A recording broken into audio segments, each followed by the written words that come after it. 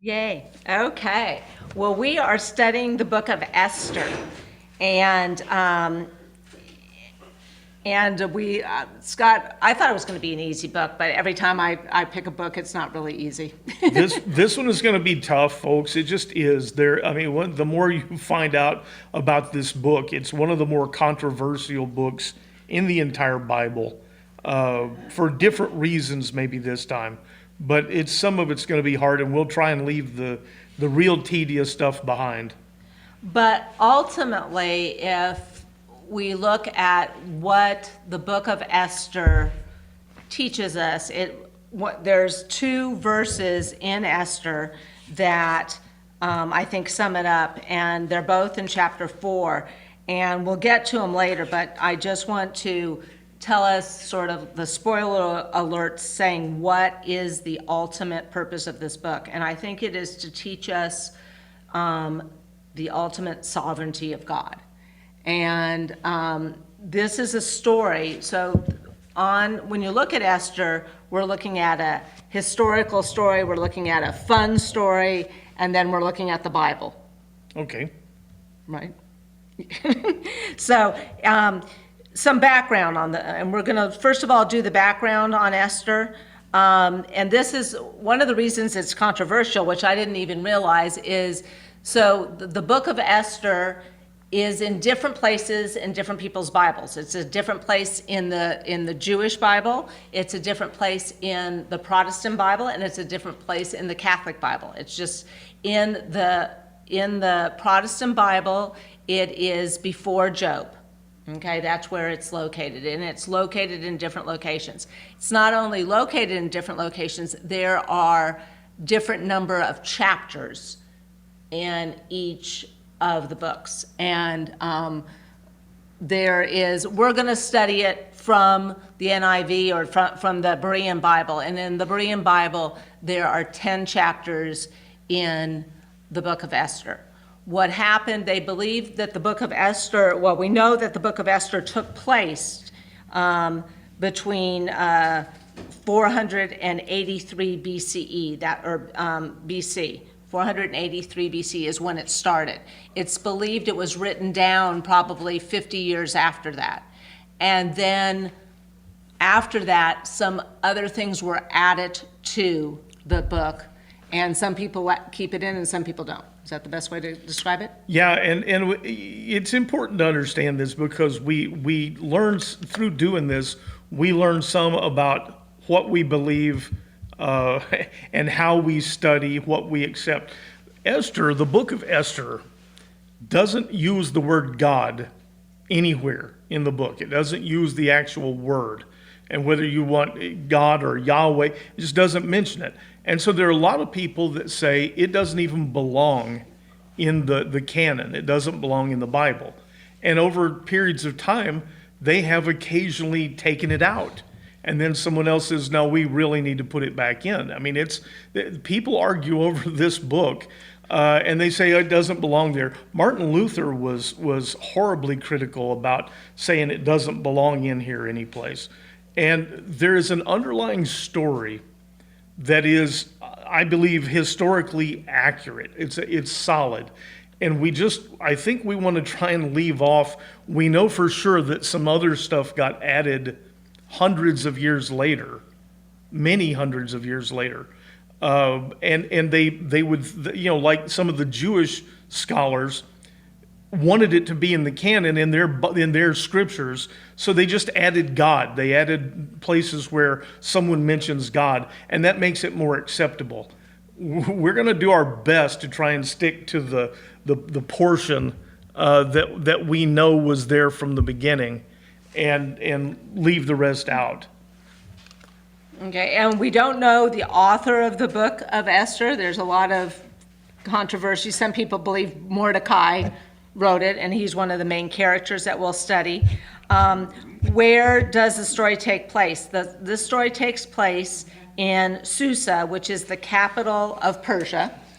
And like I said, when did the story take place? It starts in 483 BC, which is 3 years after the reign of Xerxes. And that's another thing when you read the Bible.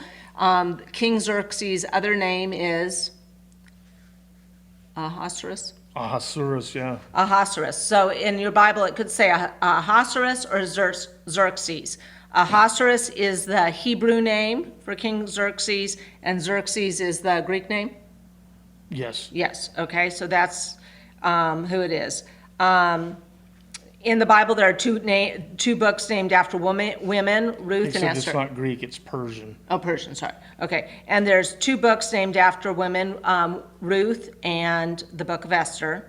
And they say that this is the only book in the Bible that doesn't mention God. Now, in the Catholic book, in the Catholic Bible, when you read it, it will mention God because there's extra chapters in there that mention God. Let me mention this too, because again, it's important. Sometimes it seems like if we're singling someone out, we're not. Josephus was this Jewish historian way back there in this Roman time. Josephus wrote his own version of Esther. I mean, he just wrote the whole book. And he added and changed and did all kinds of stuff to try and make it more pleasing to the Jewish sensibilities. People have a habit of doing those things. So, if we do that, if at any point something like that gets pointed out, there's a different number of chapters. Believe me, it's not limited to any one faith, denomination, tradition. People have messed with this book from the very beginning because they didn't. One of the things that struck me about this book was in the Catholic Bible introduction, not the actual body of the book. Right. Use the word that fictitious. Yes. And fictitious sort of, when we think of the Bible, then we got a fictitious chapter, the book. It kind of, this is inspired thought, it's inspired from the Word of God, and then threw a curveball at me. And I hope I didn't miss it, but I may have. Because now it gets into this committee thing, what's approved, what's added, not added. Now you go to the different versions, and it sounds to me like a committee decided that it comes in or it goes out, not God. So let me tell you this. Maybe this helps some. When I was probably 11, looking back, there was this story, a news kind of story, about a group of people that had gotten an $8 million grant. And that's back when $8 million was a lot of money. And they went over to, the Holy Land and did this scientific study and proved that apples could not have grown in the Garden of Eden. Therefore, they said it debunks the entire Bible. And there were so many things wrong with that. At so many levels, they didn't know where Eden was. Nobody ever said apples, but they went to all this trouble and spent a lot of money so that they could debunk something. This is going to lend itself to that. And we're going to try and avoid that. There's a story here that I firmly believe is absolutely historical and accurate. And some of the other stuff I would prefer just to not get into because I don't want to fight. I don't want to have that. The part that's important that has to do with God being active in the lives of his people is important to us. The other, about whether or not it actually says the word Yahweh, I don't really care. So that's how we're going to approach it anyway. The other thing, just for Bible knowledge, where this is located. So I said it's slightly different in some of the Bibles, but let's say in the Berean Bible, and it's right before Job. Daniel comes way after, the book of Daniel that we studied comes way after that. And this is just shows my Bible ignorance in the past. I mean, I'm getting better, but my Bible ignorance is the Old Testament isn't in order, you guys. And so Daniel happened before Esther, okay? And the books of the Bible are put by historical and then some of them prophecy, etc. So they're put in a different order. But it's important to understand that the book of Daniel and what happened in the book of Daniel happened before Esther. So that's the first thing we're going to do. We're going to go back a little bit and talk about Daniel's prophecy. Those of you who are in that study on Daniel, the prophecies in Daniel are amazingly accurate. And Nebuchadnezzar had this dream about a statue, and it had a head of gold, shoulders and arms of silver, and it represented these kingdoms that were going to one succeeds the other until we get down to the Romans that were the legs of iron, but they had feet that were a mixture of iron and clay.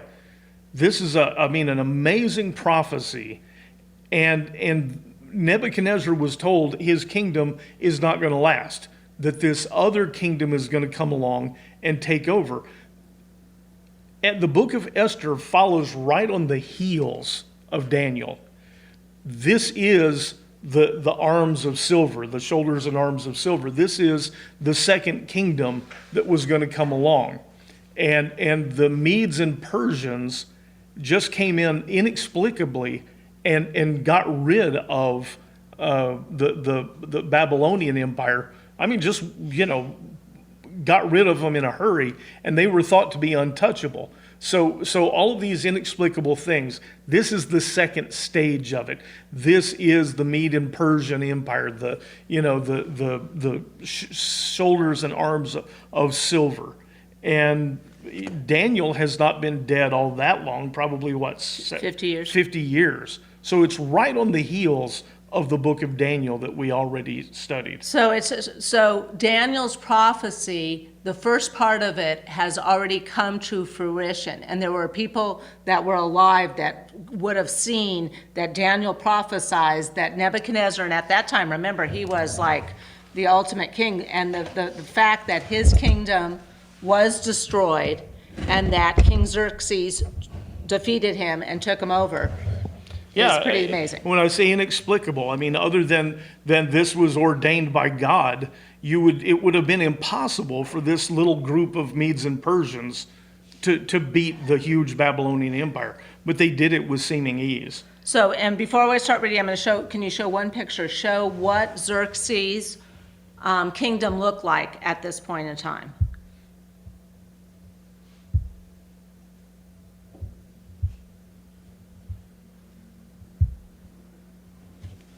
So it was, it was a vast kingdom, and we'll hear that it goes, and like I said, some of the descriptions are different, but it basically goes from Africa to India is one of the descriptions, and you see why. It is a huge kingdom.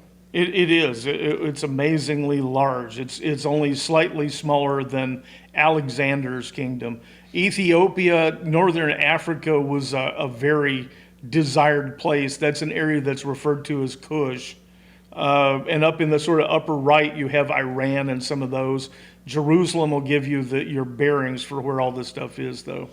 And the final thing is, remember, you can get rid of that map. The final thing before we start reading is the idea that, remember, Daniel was, the Babylonians came in and they had the Babylonian exile, and all the people from Jerusalem were, not all the people, most of the people from Jerusalem were exiled to Babylon. And then they stayed there. And then remember, then King Nebuchadnezzar, who let him go back? Cyrus let them go back. They said, you can go back to your homeland. And not all of them went. And sometimes we forget that. And remember, Daniel didn't go back. Daniel stayed there.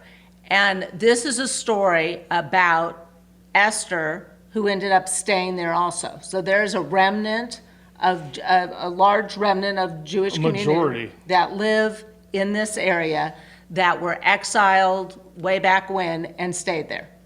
Yep. Okay, is that good enough for the background? I hope so. Okay, I'm going to read the first part. I'm in Esther 1:1. This is what happened in the days of Xerxes, who reigned over 127 provinces from India to Cush. In those days, King Xerxes sat on his royal throne in the citadel of Susa. In the 3rd year of his reign, Xerxes held a feast for all his officials and servants. The military leaders of Persia and Media were there, along with the nobles and princes of the province. And for a full 180 days, he displayed the glorious riches of his kingdom and the magnificent splendor of his greatness. At the end of this time, in the garden court of the royal palace, the king held a 7-day feast for all the people in the citadel of Susa, from the least to the greatest. Hangings of white and blue linen were fastened with cords of fine white and purple material to silver rings on the marble pillars. Gold and silver couches were arranged on a mosaic pavement of porphyry, marble, mother of pearl, and other costly stones. Beverages were served in an array of goblets of gold, each with a different design, and the royal wine flowed freely, according to the king's bounty. By order of the king, no limit was placed on the drinking, and every official of his household was to serve each man whatever he desired. So, and it is important to the story, we talked about how big this empire was. What you have to understand is Xerxes is tremendously powerful. I mean, he rules a huge area of what we'd call the Middle East, up into even what we would call Eastern Europe right now. He's very powerful, and he's done it by putting together. He goes out and conquers a group of people and just brings them in. He doesn't force them to become Persian. Instead, he lets them keep being them as long as they're loyal to the empire. And he just sort of and he's incredibly wealthy and powerful. And so when you're one of those people, we've seen it throughout history, you display your wealth and power publicly, ostentatiously, because you want to appear so powerful that nobody will mess with you. The city of Petra we went to that's in Jordan, that giant thing that's carved into the stone. They did that so that the people in the surrounding area would think, oh my gosh, giants live here. These people are too powerful for us to mess with. Well, that's what Xerxes is doing. He's had enough time, 3 years to be there, and he throws this 6-month-long, 180-day-long display of his wealth and his, it's just ostentatious wealth. And he brings in people from all over the empire and shows them, this is how grand I am. If you start thinking maybe you want to break away, think about who you're messing with. And so he shows off for 6 months. It's not a 6-month-long thing where every person stays there for 6 months. Party. We read some of those things this week with people that say that. It's not that. But he is showing off to everyone. And at the end of it, he throws more of a private party. So first of all, it said 127 provinces. So one of the reasons I showed the map was to show just the breadth of those 127 provinces. Yes. Can you tell me how you spell that king's name? There's 2 ways to spell it. So Xerxes is Xerxes, and that is the Persian way to spell it. And then the Hebrew way to spell it is Ahasseurus. Okay, because that's what I have. Yeah. So when you said that, Yeah, you're like, how do you say that? That's just the I didn't Hebrew. understand the difference. Right, that's a Hebrew name, and so depending on what translation you're reading, it's either going to say Xerxes or Ahasuerus. The 20 provinces 127. are 127 provinces. If we get off into all the things that people use to debunk this book, we'll spend it's going to be boring. I'm going to mention this one.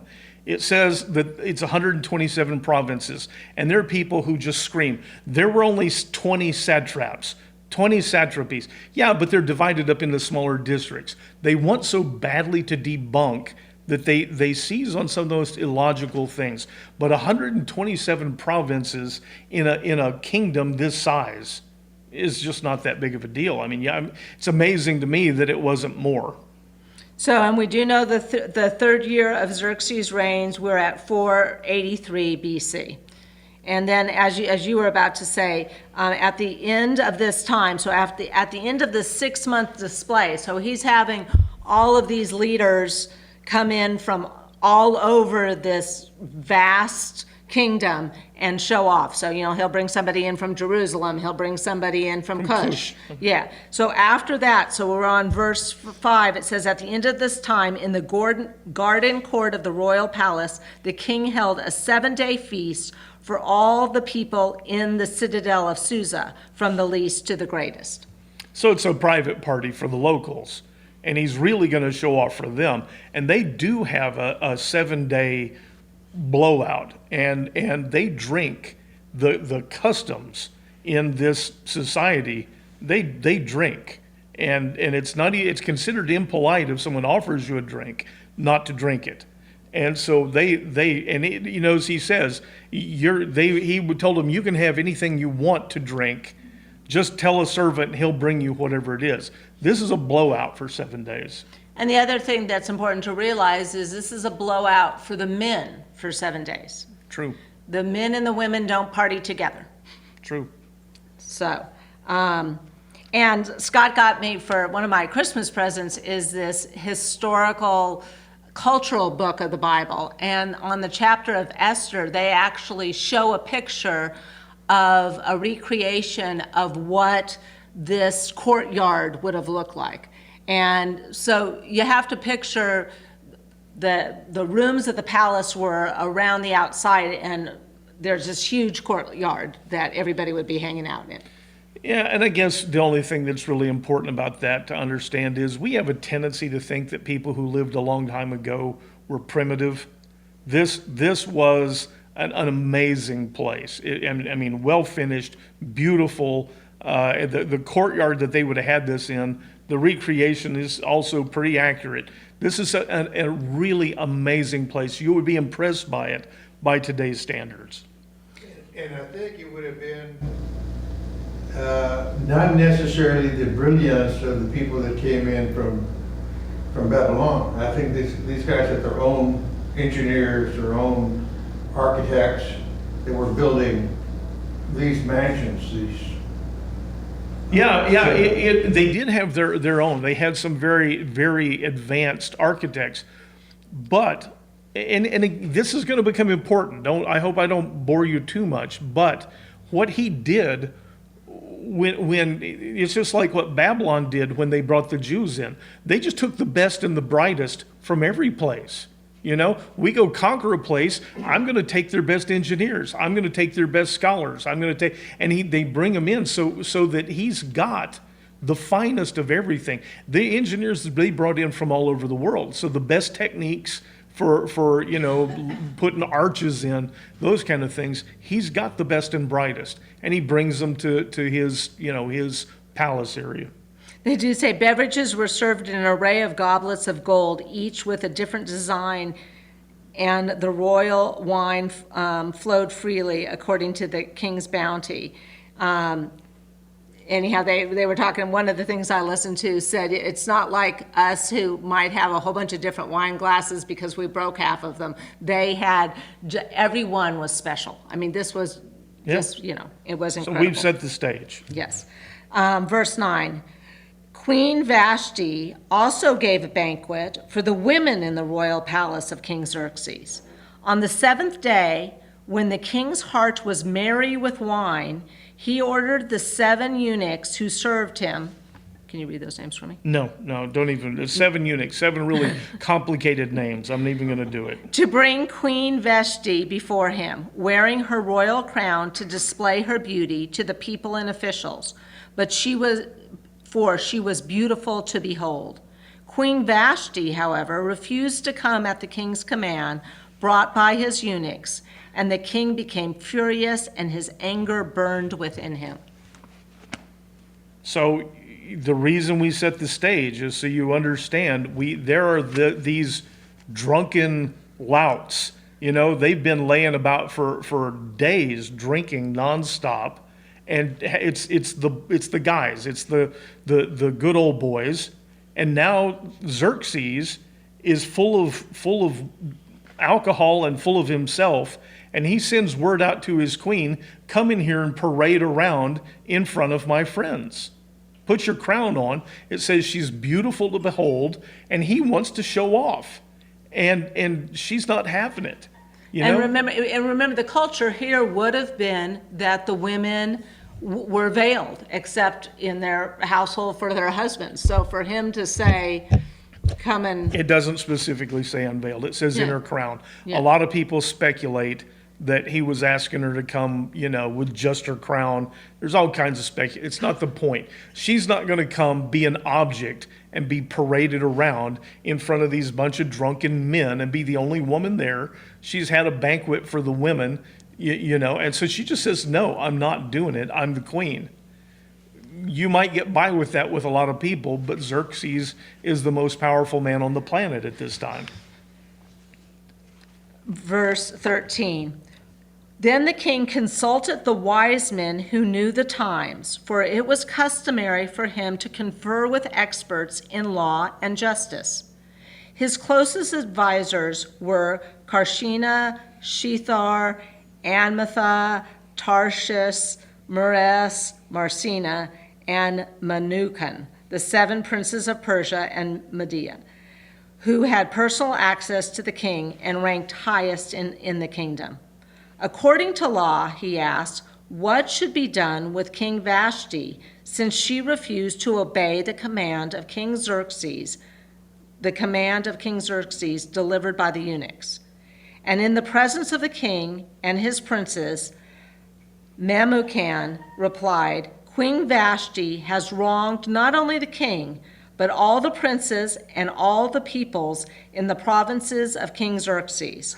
For the conduct of the queen will become known to all women, causing them to despise their husbands and say, King Xerxes ordered King Vashti to be brought before him, but she did not come. This very day, the noble women of Persia and Media who had heard about the queen's conduct will say the same thing to all the king's officials, resulting in much contempt and wrath. So, if it pleases the king, let him issue a royal decree, and let it be recorded in the laws of Persia and Media, so that it cannot be repeated, that Vashti shall never again enter the presence of King Xerxes, and that her royal position shall be given to a woman better than she. The edict the king issues will be heard throughout his vast kingdom, and so all women, from the least to the greatest, will honor their husbands. The king and his princes were pleased with this counsel, so the king did as Memucan had advised. He sent letters to all the provinces of the kingdom, to each province in his own script, and to each people in their own language, proclaiming that every man should be master of his own household. This, believe it or not, is still important for us to understand because it's going to have bearing on how the rest of this story plays out. But she says, no, I'm not going to come parade around in front of your drunken friends. And all the men get mad.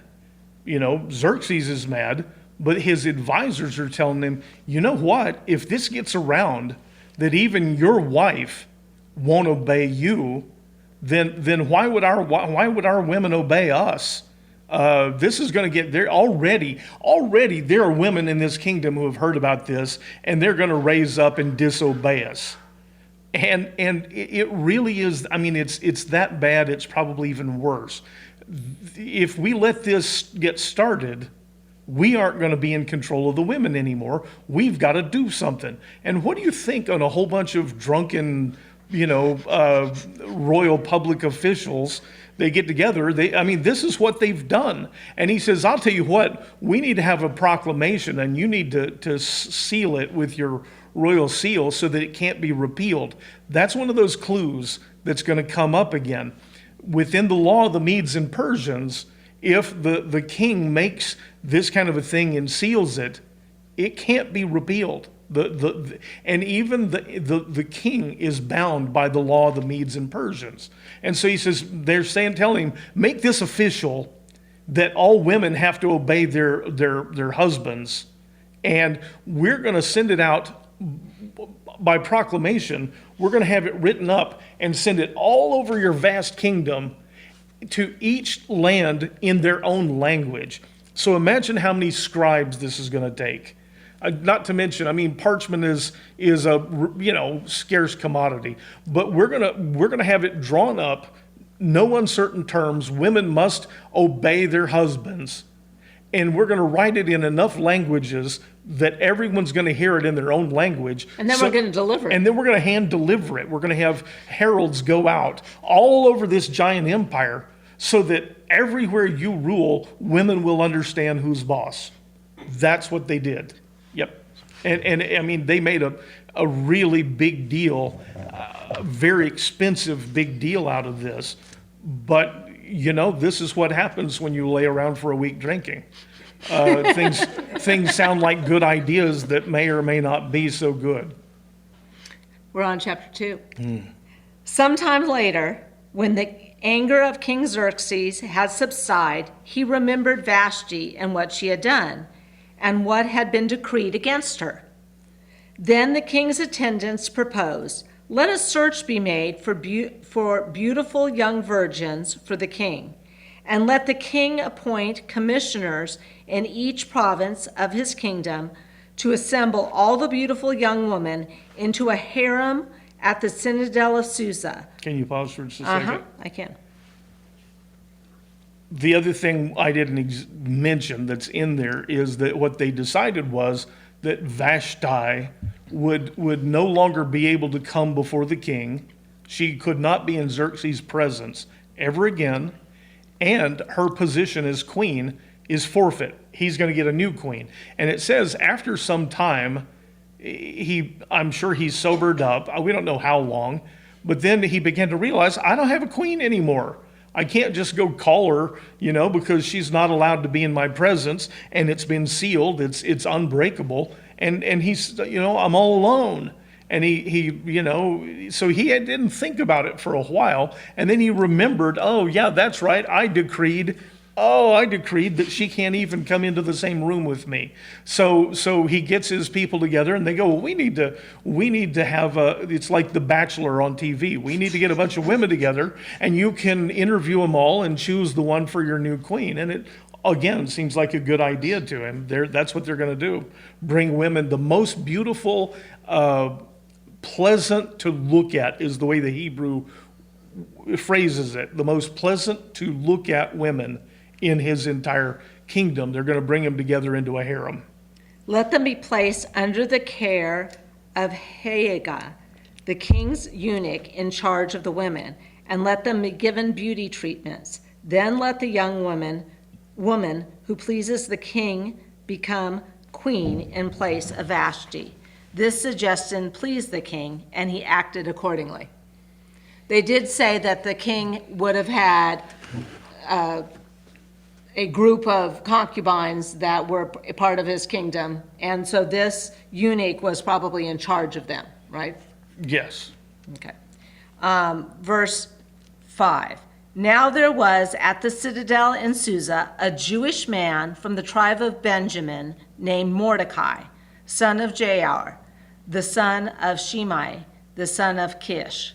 And he had been carried into exile from Jerusalem by Nebuchadnezzar, king of Babylon, among those taken captive with Jeconiah, king of Judah. And Mordecai had brought up Hanadashah, that is Esther, the daughter of his uncle, because she did not have a father or a mother. The young woman was lovely in form and appearance, and when her father and mother had died, Mordecai had taken her in as his own daughter. So what we know about Mordecai is he was taken to Babylon originally with that, probably that second big, what we call an exile. They were taken there. So he would be pretty old. And here's Esther. She's beautiful, but her parents are dead. And Mordecai takes and makes her his own daughter. I don't. There's not much more about that. I'm sure he's fairly well-to-do, but he's not one of the rulers. If you remember the Daniel and Shadrach, Meshach, Abednego, this is not the ones that are next to the king in this kingdom are not Jews. Except that it has an explanation of the tribe of Benjamin and his heritage It does. that's going to get down the line. Yeah, it does, and we'll talk about that, but it does mention, the tribe, that's always important to them, his lineage. Benjamin's considered a, fairly minor tribe in some eyes. When the king's command and edict had been proclaimed, many young women gathered at the citadel of Susa under the care of Haggai. Esther was also taken to the palace and placed under the care of Haggai, the custodian of the women. And the young women pleased him and obtained his favor. And the young woman, which was Esther, pleased him and obtained his favor, so he quickly provided her with beauty treatments and the special diet. He assigned to her 7 select maidservants from the palace and transferred her with them to the best place in the harem. So I don't know if this disturbs anybody else as much as it does me, but the idea that we're going to go pick up all the most beautiful women, stick them in a harem, and you'll go through and figure out which one you like the best, and he likes her, so he puts her on beauty treatments and a special diet. And they literally, it describes here in a little bit, the myrrh and the different stuff they put on them. And it's going to take her a good solid year to get rid of all the calluses and the blemishes and whatever else, to where he feels like, or they feel like, she's suitable to be the queen. But he's already chosen her. But this is He hasn't chosen her. This is just his servant. Yeah. It says that she pleased him, Yeah. and he put her in a special location. Right. He's already chosen. Esther did not reveal her people or her lineage because Mordecai had instructed her not to do so. And every day Mordecai would walk back and forth in front of the court of the harem to learn about Esther's welfare and what was happening to her. Yeah, so I mean, she's stuck in the harem. And she's a Jew, and Mordecai says, do not tell them you're Jewish. Yeah, the Jews throughout history, many eras in history, they're not well liked. And so he tells her, don't talk about your family. But this is his daughter. And so even though she's in this, I mean, it's luxurious, she's being treated well, he walks in front of the place every day, trying to look in the windows and see how she's doing. And it's a dad. In the 12 months before her turn to go to King Xerxes, the harem regulation required that each woman to receive beauty treatments with oil of myrrh for 6 months, and then with perfumes and cosmetics for another 6 months. When the young woman would go to the king, she was given whatever she requested to take with her from the harem to the king's palace.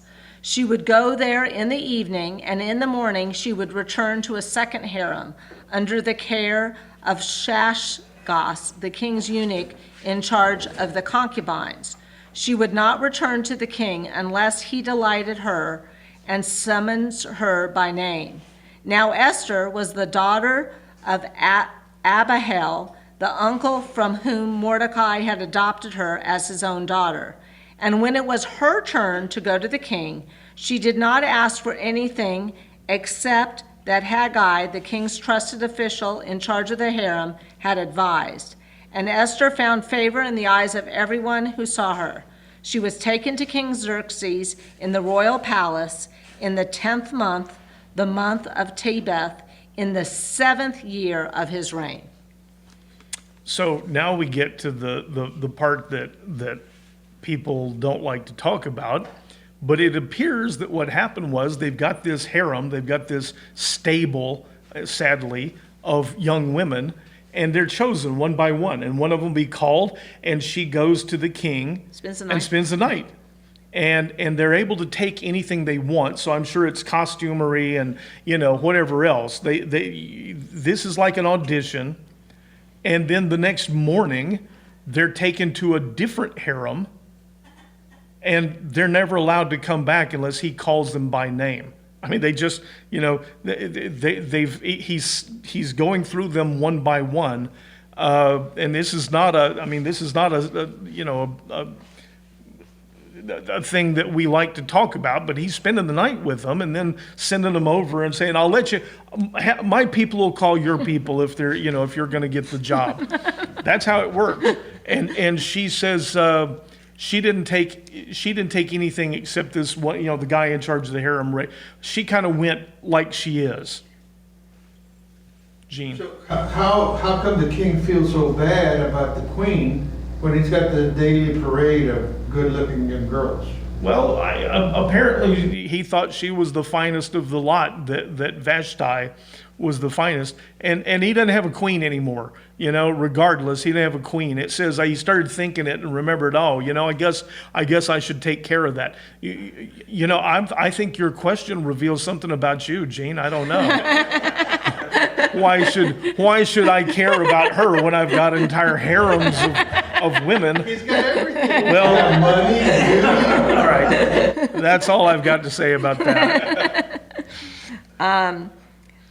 Verse 17, and the king loved Esther more than all the other women, and she found grace and favor in his sight more than all the other virgins. So he placed the royal crown upon her head and made her queen in place of Vashti.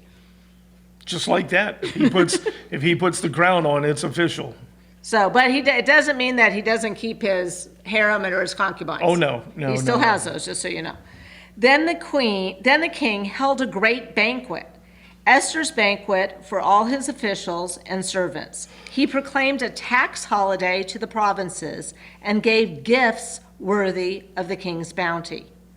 When the virgins were assembled a second time, Mordecai was sitting in the king's gate. Esther still had not revealed her lineage or her people, just as Mordecai had instructed. She obeyed Mordecai's command as she had done under his care. Not much to say about it. In those days, while Mordecai was sitting in the king's gate, Bigham and Teresh, two of the king's eunuchs who guarded the entrance, grew angry and conspired to assassinate King Xerxes. When Mordecai learned of the plot, he reported it to Queen Esther, and she informed the king on Mordecai's behalf. After the report had been investigated and verified, both officials were hanged on the gallows, and all this was recorded in the book of Chronicles in the presence of the king. So, Mordecai, sitting in the king's gate, there are places where people sort of gather. And these two guards are angry about something, and they're going to conspire to kill. Xerxes, as powerful as he is, there's a reason why kings have people taste their food for them. There's a reason why they have special guards and they have spies that check on them. And these two guys, what is interesting about this, though, is that they discuss this plot to kill the king in front of Mordecai, in earshot of someone else. And it really is, it does say something. They have sort of disdain for the Jews. And they think he's like a piece of furniture, He's not important enough to worry about, because you're not allowed to come into the presence of Xerxes unless you're asked. So who could Mordecai tell? They don't know that he's got, An insider. His daughter, his adopted daughter, is the queen. And so they make this plot to kill Xerxes, and he hears it and tells her about it. And anyway, she tells the king, and these two guys are hung. This is not an uncommon occurrence. Kings are killed by their own children. We learned that Herod killed his own sons because they were plotting to kill him and take over. But it's another one of those, and this is the first place we're going to talk about coincidence. We talked about it a lot in the birth of Jesus over those weeks we did the characters. Isn't that an amazing coincidence? And of course it's not. It's God's hand at work. And this is sort of an amazing coincidence that these two guys are talking. Mordecai just happens to be there and just happens to know someone on the inside and just happens to be able to ingratiate himself by being able to warn the king about an assassination plot. It's part of the story. And it's, once again, what you see is God's hand at work long ahead of the important thing that's going to happen. Chapter 3. After these events, King Xerxes honored Haman, son of Habadoth, the Agagite, elevating him to a position above all the princes who were with him. All the royal servants at the king's gate bowed down and paid homage to Haman, because the king had commanded that this be done for him. But Mordecai would not bow down or pay homage.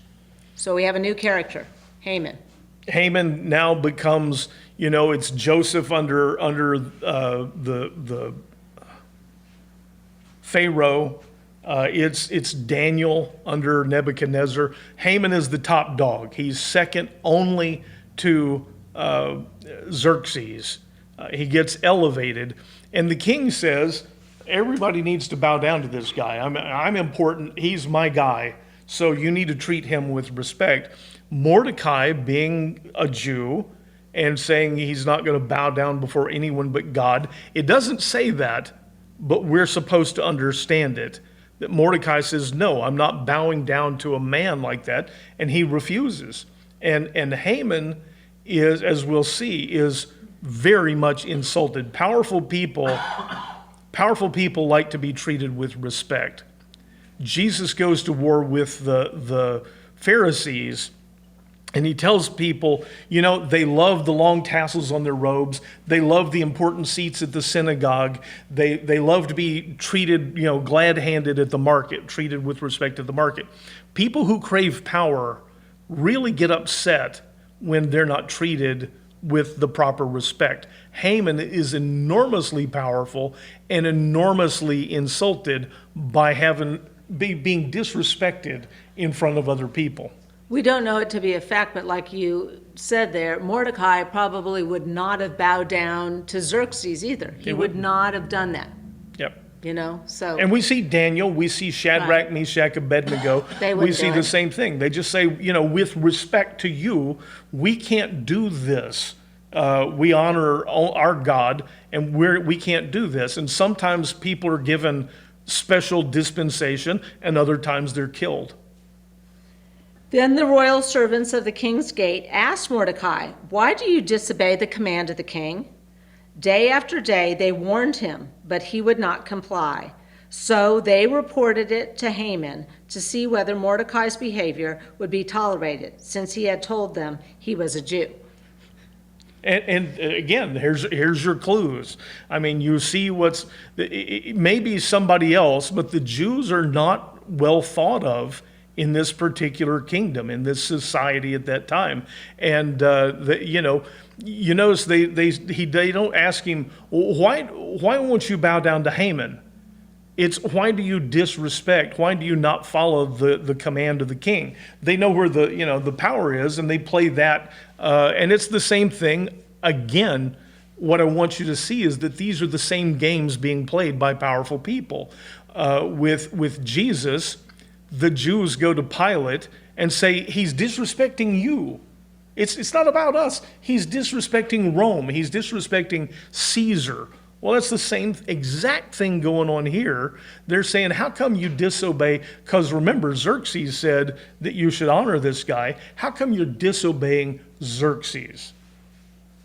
When Haman saw that Mordecai would not bow down or pay homage to him, he was filled with rage.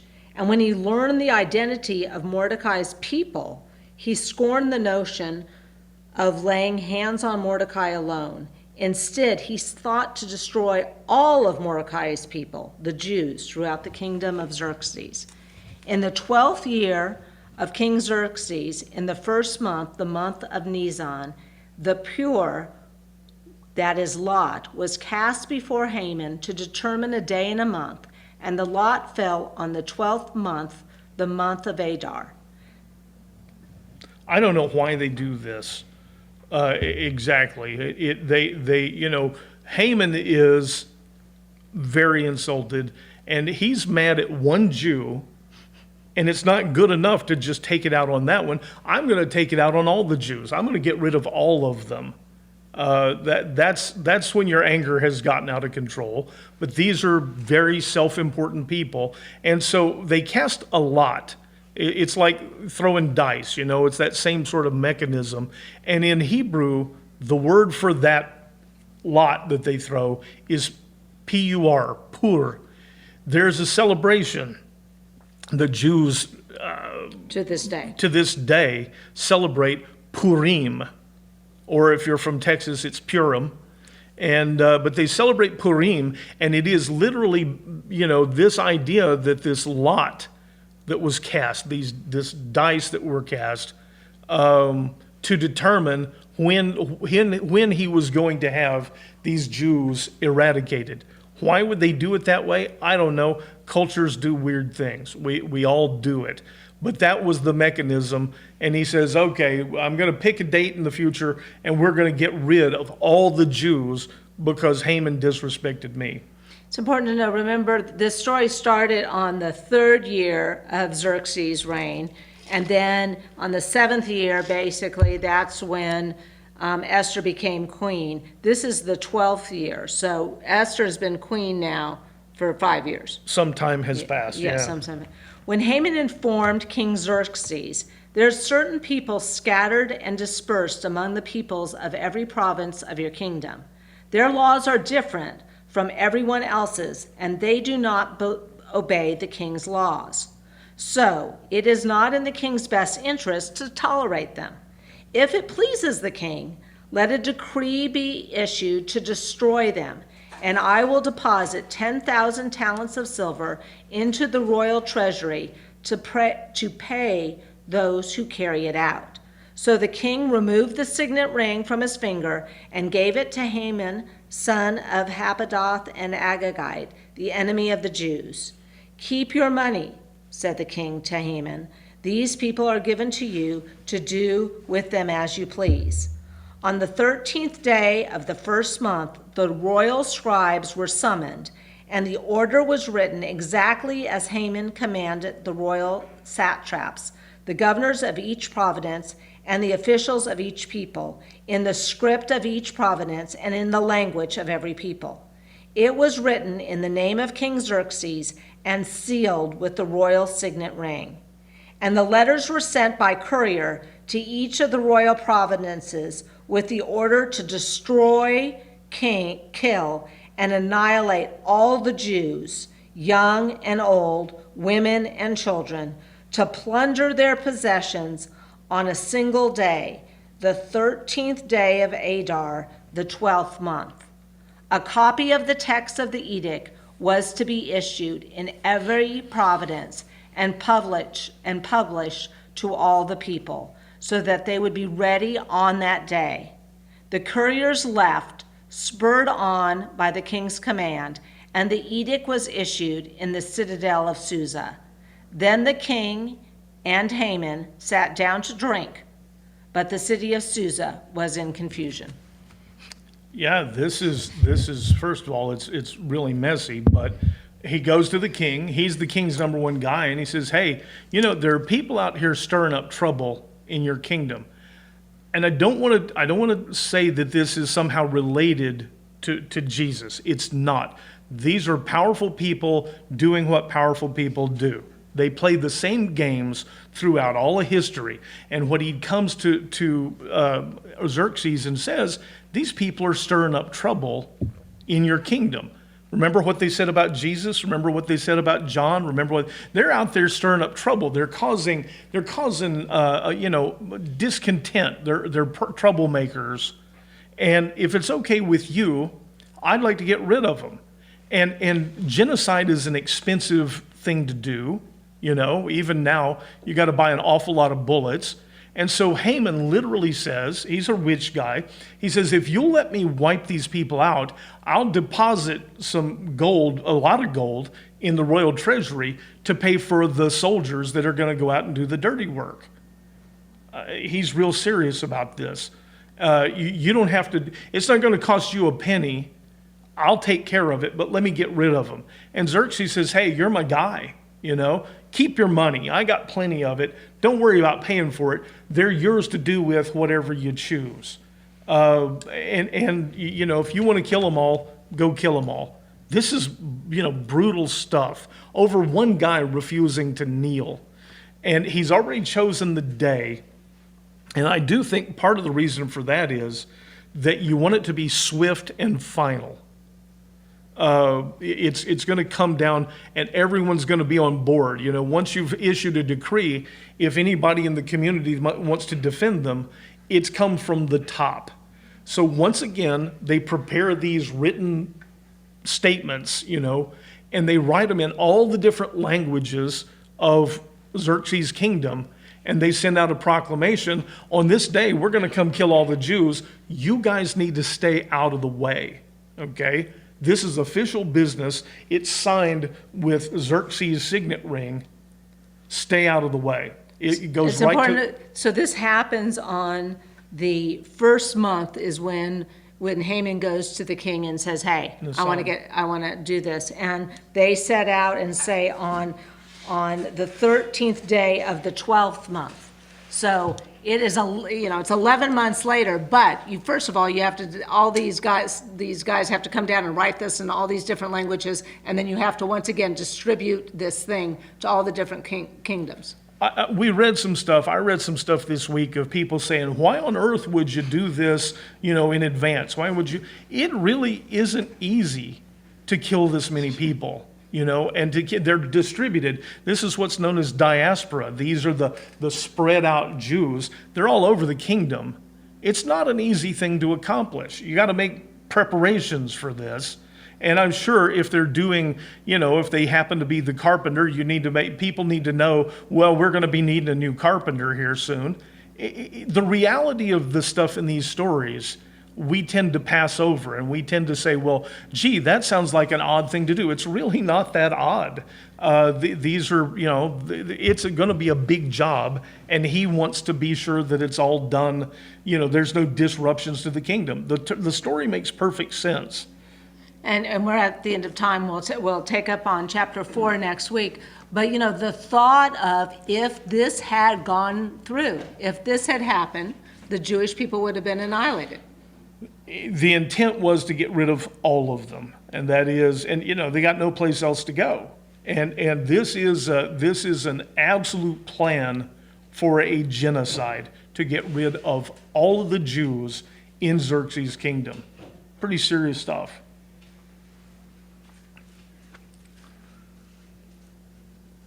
God, we look and see the evil, the hatred in the hearts of other people, and we always fail to look and see the things in our own, the times that we get offended and get angry with other people and don't see them as also being your children. And if I ask for anything on this, is that you show us that when we look at people and say, they've done something bad, that we give the wisdom to look at ourselves and learn from that we're all guilty of thinking those things when we get insulted, and give that back to you. Let you open our eyes to the fact that they are children of yours, and we deserve to give them the same sort of grace that you bestow upon us. We ask that you be with us this week. There's so many that need your hand, but you've given us to this world to be the ones that carry the love, the grace to others. Help us to be that instrument in a time where we see so many people hurting. Amen. Amen. Well, Happy New Year's, you guys, and hope your next week is good. It's getting back to a normal schedule, which is going to be hard for me. I don't know about the rest of you. I don't want to. But we'll do. Jackie, Yes. you always just brighten when you came on this morning. I didn't say it out loud, but it was so good to see you and to see your smile on screen. I'm glad you're here. Oh, well, thank you. I'm glad to be here. Did you all go out of town over the holiday? Did we? No. No. You didn't. No. No. We stayed put, which was okay. So, Yeah. There you go. In fact, we said we've lost our milestones. We had a Christmas Eve dinner, and we invited my sister and brother-in-law. So we did our Christmas meal on Christmas Eve. So Christmas Day we had leftovers and I don't know, free biscuits out of the refrigerator and that kind of stuff. And so it didn't seem really like Christmas Day, and we're so messed up. Nothing feels like it's on the right day. I wouldn't have guessed this is Sunday no matter what. Bye-bye. You guys have a good week. Bye-bye. You all Jack, good to too. see you. Good lesson today. Thank There you. you go. Thank you. Hi. Have a There great she's day. there. See There's you. my sweetie. Hi, sweetie. Happy New Year. Thank y'all. Bye-bye. And Laura. Bye. Bye.